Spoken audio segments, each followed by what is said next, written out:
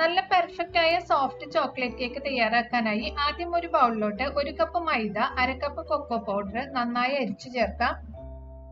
ഇനി ഇതിലോട്ട് 1/2 teaspoon baking soda, 1 teaspoon baking powder, 1 pinch ഉപ്പ്, പഞ്ചസാര പൊടിച്ചത് 1/2 തൊട്ട് 1/4 കപ്പ് വരെ ആകാം. ഇത് നന്നായിട്ടൊന്ന് മിക്സ് ചെയ്ത ശേഷം ഒരു മുട്ട ബീറ്റ് ചെയ്തത്, melted butter 1/2 cup, vanilla essence 1 teaspoon, പിന്നെ 1 കപ്പ് പാല് കുറേശ്ശേരി ചേർത്തിട്ട് കട്ടയില്ലാതെ ചെറിയതായിട്ട് സോഫ്റ്റ് ആയിട്ട് ഇതുപോലെ മിക്സ് ചെയ്യാം.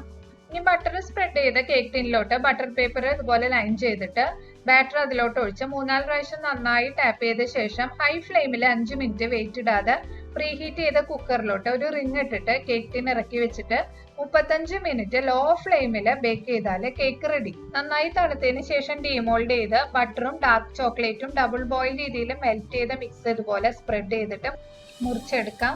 നല്ല സോഫ്റ്റ് പെർഫെക്റ്റ് ആയ ചോക്ലേറ്റ് കേക്ക് റെഡി ആയിട്ടുണ്ട്.